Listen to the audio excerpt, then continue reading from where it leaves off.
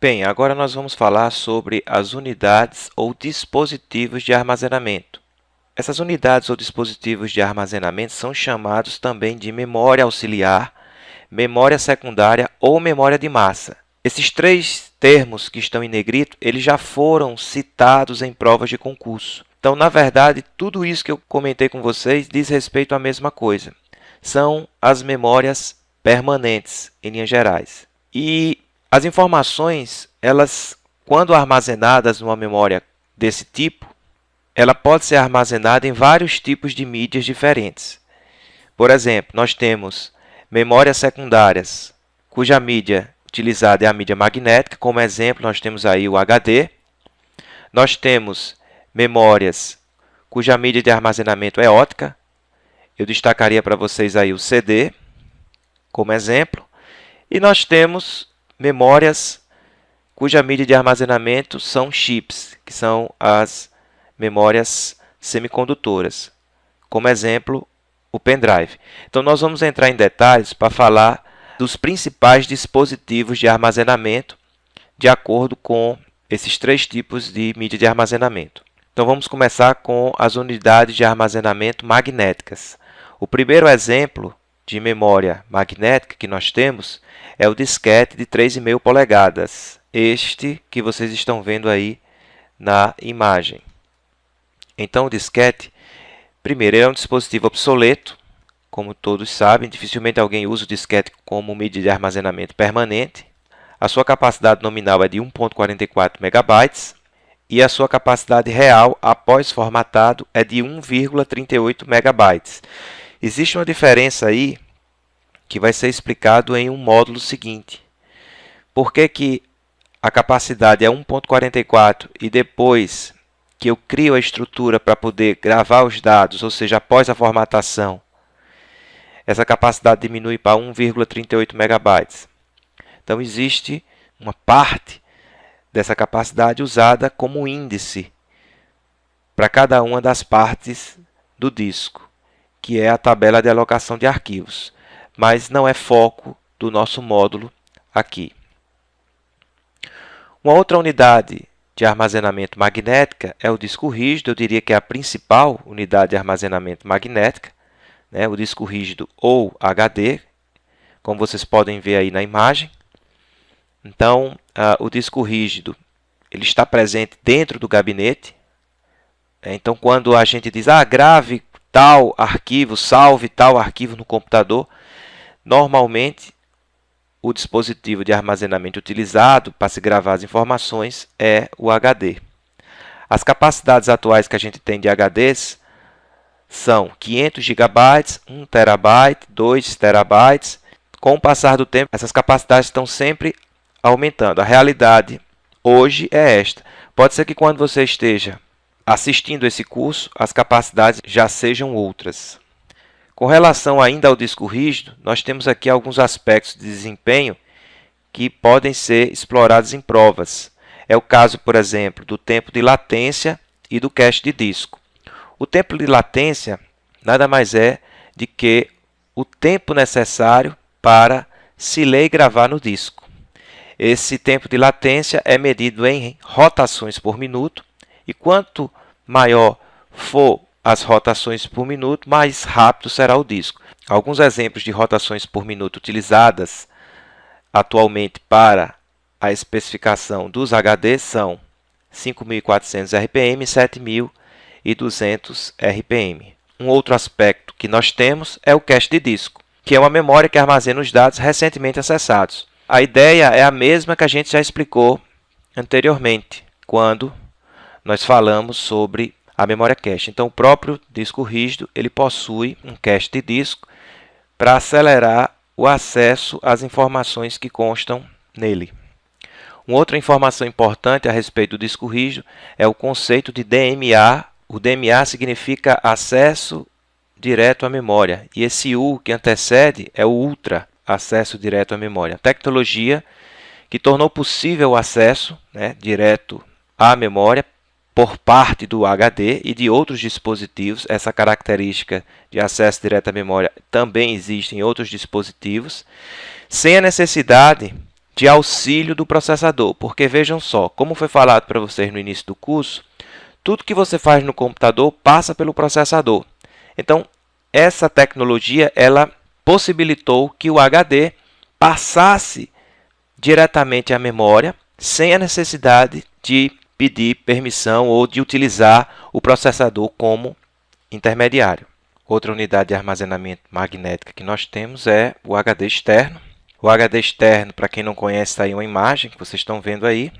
A principal característica do HD externo é o backup dos dados, ou seja, a cópia de segurança dos dados contidos no computador. Uma outra unidade de armazenamento magnética que nós temos é o NAS, ou armazenamento conectado à rede. Ele se parece com o HD externo no que diz respeito ao armazenamento de informações. Porém, o NAS ele representa um servidor dedicado ao armazenamento de arquivos para vários dispositivos dentro da tua rede. Então, imagine que você tenha na sua casa 2 notebooks, um tablet, e você pode usar o NAS para armazenar arquivos a partir de cada um desses dispositivos existentes na tua rede. E não apenas armazenar, como também acessar. Então ele funciona como um servidor de arquivos. Você pode utilizá-lo com esse propósito. Você que, por exemplo, gosta de baixar filmes, gosta de baixar músicas, então você pode ter um NAS na tua rede e sempre que você quiser assistir um filme ou ouvir uma música, você vai acessar este servidor de armazenamento a partir de qualquer um dos dispositivos existentes dentro da tua rede. Para fechar as unidades de armazenamento magnéticas, nós temos aí a fita DAT ou DDS, que também é usado como backup de dados, porém o HD externo ele é usado mais para o usuário doméstico, enquanto que a fita DAT ele é mais usado para o ambiente corporativo. Ou seja, primeiro, para você usar a fita é necessário você ter um leitor ou um gravador de fita DAT. E isso você vai encontrar nos servidores de rede. Uma característica importante das fitas DAT ou DDS é que o acesso aos dados gravados acontece de forma sequencial, diferente do que ocorre nos dispositivos citados anteriormente, cujo acesso é direto ou aleatório. Então essa é uma característica, inclusive, já explorada em provas de concurso. As capacidades que nós temos atualmente para as fitas são, por exemplo, a DDS4, que tem uma capacidade de 20 GB, a DAT72 tem uma capacidade de 36 GB, a DAT160, que tem uma capacidade de 80 GB. São alguns exemplos, de especificações de fitas com suas respectivas capacidades. Agora a gente vai falar de alguns exemplos de unidades de armazenamento ótica, começando pelo CD. Bem, a capacidade de um CD é de 700 MB. A gente sabe que o CD praticamente é um dispositivo de armazenamento obsoleto em função de outras alternativas que a gente tem com capacidades maiores em relação ao CD. Mas é importante a gente conhecer as informações importantes referentes ao CD que ainda é explorado em prova. Nós temos basicamente 3 tipos de CD. O CD-ROM, que já sai de fábrica com os dados gravados, ou seja, é um CD somente de leitura. O CDR, que é um CD gravável, ou seja, ele pode ser gravado apenas uma vez, porém ele permite que você faça várias gravações em áreas distintas. Você só consegue gravar naquela mesma área apenas uma vez. Se você gravar o CD todo, você não tem como fazer outras gravações. Porém, se você gravar apenas uma parte do CD, é possível que você tenha permissão para gravar nas áreas que ainda não foram gravadas. O fato é, uma vez que você gravou, você não pode mais apagar. São essas as características do CD gravável. O CDRW ou regravável pode ser gravado e apagado diversas vezes. É como se fosse um pendrive, é como se fosse um disquete. Você grava, você apaga, você grava. Ok? Então esses são os 3 tipos de CDs que nós temos. Um outro tipo de unidade de armazenamento ótica é o DVD. O DVD ele tem uma capacidade de 4,7 GB. É o DVD de camada simples, o que equivale a aproximadamente 7 CDs. Nós temos os seguintes tipos de DVD. O DVD-ROM, que assim como o CD-ROM já sai de fábrica com os dados gravados, é somente leitura. o DVD-R, que é semelhante ao CDR, ou seja, só pode ser gravado apenas uma vez na mesma área, né, e permite várias gravações em áreas distintas. Uma vez gravado, não pode ser mais gravado. Nós temos também o DVD-RW, que é semelhante ao CDRW, ou seja, pode ser gravado ou apagado várias vezes. E nós temos o DVD-RAM, que é um DVD específico criado para o mercado de vídeo.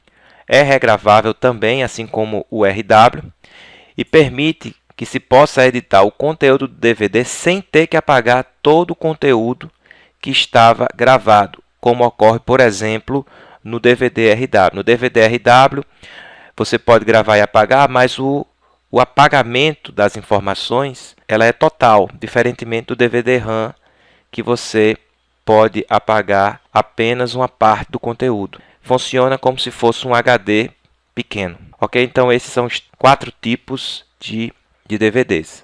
Uma outra unidade de armazenamento óptica, que é a mais nova dessas unidades citadas, é o Blu-ray, que tem uma capacidade de 25 GB. Isto para o disco Blu-ray de camada simples. Ele é equivalente a 5 DVDs, aproximadamente. Os tipos de Blu-ray são o BD-ROM, que se assemelha ao CD-ROM e ao DVD-ROM, ou seja, já sai de fábrica com os dados gravados, é somente leitura. O BDR, que é o Blu-ray gravável, semelhante aos DVDs, né? Ou seja, pode ser gravado apenas uma vez na mesma área, permite que várias gravações sejam realizadas em áreas distintas, e uma vez gravado não pode ser apagado. E o BDRE, que é o regravável, semelhante ao DVD-RW, ou seja, pode ser gravado e apagado várias vezes, lembrando que esse processo de apagamento ele é total. Por fim, nós vamos falar das unidades de armazenamento semicondutoras. A primeira delas é o pendrive, ou USB flash drive, como eu já vi em provas de concurso. Esse que vocês estão vendo aí na foto.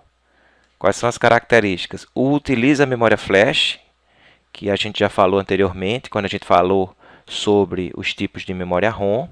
É a principal memória auxiliar portável ou removível.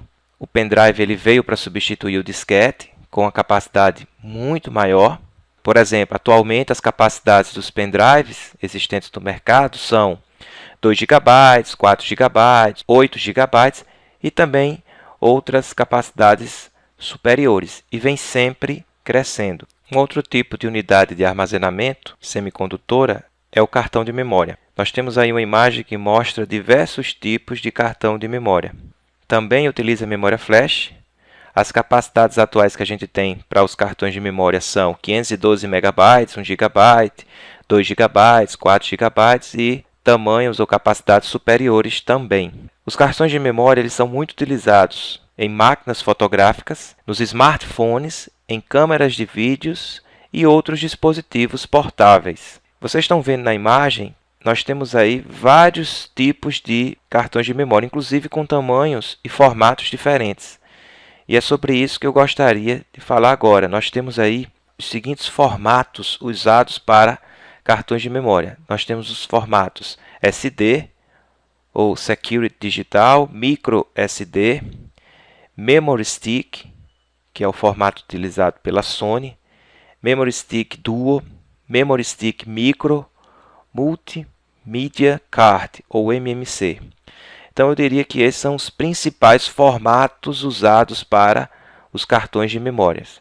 Evidentemente que alguns dispositivos só aceitam determinados formatos de cartões de memória. Outros dispositivos só aceitam outros tipos. E tem alguns dispositivos que conseguem aceitar mais de um formato de cartão de memória. Ok? Bem, e para finalizar os exemplos de unidades de armazenamento semicondutoras, nós temos o HD Flash ou SSD, que utiliza memória flash, assim como os demais, consome menos energia e são mais rápidos, por exemplo, que os HDs magnéticos, que estão dentro do gabinete dos computadores. As capacidades atuais que nós temos, 64 GB, 128 GB, 256 GB e capacidades superiores. E com isso nós finalizamos aqui as unidades ou dispositivos de armazenamento, onde nós citamos vários exemplos de acordo com o tipo de mídia de armazenamento, magnética, óptica e semicondutora, destacando as principais características e suas capacidades. Para resumir tudo aquilo que a gente falou sobre memórias, eu vou apresentar para vocês aqui a pirâmide das memórias, onde nós temos no topo da pirâmide os registradores, logo abaixo da memória cache, abaixo da memória cache a memória principal ou memória RAM, e abaixo a memória secundária. Entendam memória secundária como todas estas que a gente acabou de ver. E nós vamos analisar essa pirâmide sobre 3 aspectos: custo, velocidade e capacidade. Então, por exemplo, com relação ao custo, ele vai aumentando de baixo para cima, ou seja, da memória secundária para os registradores. A memória secundária tem um custo mais baixo e vai subindo até que os registradores têm o custo mais alto em relação às memórias. Nós temos uma velocidade que vai aumentando da base para o topo, ou seja, a memória secundária tem uma velocidade mais baixa e os registradores, até porque estão dentro do processador, têm, dentre todas as memórias, a maior velocidade. E com relação à capacidade, a gente tem uma diminuição da capacidade da base para o topo. Então, na base nós temos capacidades maiores e no topo, no caso dos registradores, nós temos capacidades mais baixas. Com isso, a gente encerra, então, o assunto memória e, para a gente revisar aquilo que a gente viu, vamos resolver agora algumas questões sobre o assunto memória a fim de revisarmos o conteúdo. A primeira questão é uma questão da Fundação Carlos Chagas, do ano de 2012, o concurso do TRE de São Paulo, cargo técnico judiciário. Vamos ler a questão. Durante a operação de um computador, caso ocorra a interrupção do fornecimento de energia elétrica e o computador seja desligado, os dados em utilização que serão perdidos estão armazenados onde? Letra A, no disco rígido e memória RAM. Letra B, em dispositivos removidos com segurança. Letra C, no disco rígido. Letra D, na memória RAM. Letra E, no disco rígido, decorrentes de atividades dos programas que estavam em execução. Pessoal, veja, é uma questão da Fundação Carlos Chagas. É muito importante, nas questões da Fundação Carlos Chagas, nós destacarmos no enunciado as palavras ou expressões-chave que ajudam a responder a questão. Então, no caso dessa primeira questão, quando ele diz assim, caso ocorra a interrupção do fornecimento de energia elétrica, e diz o seguinte, os dados em utilização serão perdidos. Então, isso faz com que a gente lembre da memória RAM, que tem como sua principal característica o fato de ser volátil, que significa dizer que as informações elas permanecem armazenadas no computador enquanto há energia elétrica. No momento que você desliga o computador e, consequentemente, há uma interrupção no fornecimento dessa energia, as informações são perdidas. Então, com isso, a resposta é a letra D de dado. Vamos à próxima questão. Questão da CESP, do ano de 2012, concurso da Polícia Civil de Alagoas, o cargo delegado de polícia. A questão é a seguinte. A memória RAM, Random Access Memory, permite apenas a leitura de dados, pois é gravada pelos fabricantes, não podendo ser alterada. Pessoal, é muito importante nas questões da CESP que as palavras que são restritivas, muitas vezes acabam determinando a resposta da questão. Se vocês observarem nessa questão, existe uma palavra restritiva, que é a palavra apenas. Então, eu não estou dizendo que toda a vida que você tiver numa questão uma palavra restritiva, como apenas, nunca, sempre, necessariamente, a questão vai estar errada. Não é isso, mas é importante que vocês sublinhem essas palavras, destaquem essas palavras, porque elas vão ajudar vocês a responder a questão. Por exemplo, no caso dessa questão, ele está dizendo que a memória RAM ela faz somente a leitura de dados, o que não é verdade. A memória RAM, além de fazer a leitura, ela também faz a gravação de dados. A memória RAM, que é manipulada pela CPU, ela permite tanto a leitura quanto a gravação de dados. Para essa questão se tornar correta, no lugar da memória RAM, seria a memória ROM. A memória ROM, sim, permite apenas a leitura, pois ela é gravada do fabricante. A memória RAM não. A memória RAM está o tempo todo sendo manipulada pela CPU, podendo ser lida ou gravada. Portanto, a questão está errada. Questão 3. Fundação Getúlio Vargas, ano de 2013, FNB, assistente administrativo. A questão diz o seguinte: analise a citação a seguir. No ambiente de microinformática, um dispositivo utilizado na configuração de um microcomputador Intel i5 é caracterizado pela capacidade de armazenamento de 500 GB. Essa citação faz referência ao seguinte componente de hardware: letra A, disco óptico, letra B, zip drive, letra C, pendrive e letra D, disco rígido. Pessoal, essa questão você vai matar a charada, você vai matar a questão pela capacidade de armazenamento da memória, 500 GB. Aí eu pergunto para vocês, as capacidades dos discos ópticos se parecem com 500 GB? Não. O CD tem capacidade de 700 MB, o DVD de 4,7 GB e o Blu-ray de 25 GB. Zip Drive eu não comentei com vocês, porque é um dispositivo bastante antigo. Ele parece muito com um disquete, é mais rígido, tem a capacidade em torno de 100, 120, 250 megabytes no máximo. Mas mesmo que você não soubesse o que seria Zip Drive, você poderia colocar uma interrogação e partir para o próximo. Por exemplo, letra C, pendrive. As capacidades de pendrive que eu citei para vocês estão na ordem dos 2, dos 4, dos 8 GB e superiores, mas não chegando a 500 GB. E quando eu falei para vocês de disco rígido ou de HD, eu citei que hoje as capacidades dos discos rígidos estão em torno de quê? 500 GB, 1 TB, 2 TB. Então, mesmo você não sabendo o que é zip drive, você mata a questão pelo fato de você saber que as capacidades dos discos rígidos está coerente com a citação da questão, ou seja, 500 GB. Portanto, a resposta é a letra D.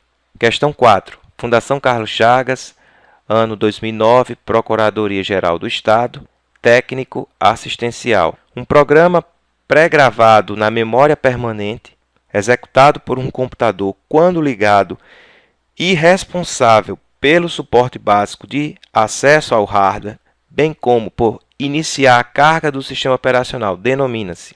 Como eu falei para vocês anteriormente, nas questões da Fundação Carlos Chagas, é muito importante você destacar as palavras ou expressões-chave que vão ajudar você a acertar a questão. Então, nessa questão, quando ele diz programa pré-gravado em memória permanente, e quando ele diz executado quando o computador é ligado, isso já seria suficiente para matar a questão. E quando ele ainda diz assim, responsável pelo suporte básico de acesso ao hardware e por iniciar a carga do sistema operacional. Quer dizer, são várias expressões aí que determinam a resposta dessa questão, que seria o quê?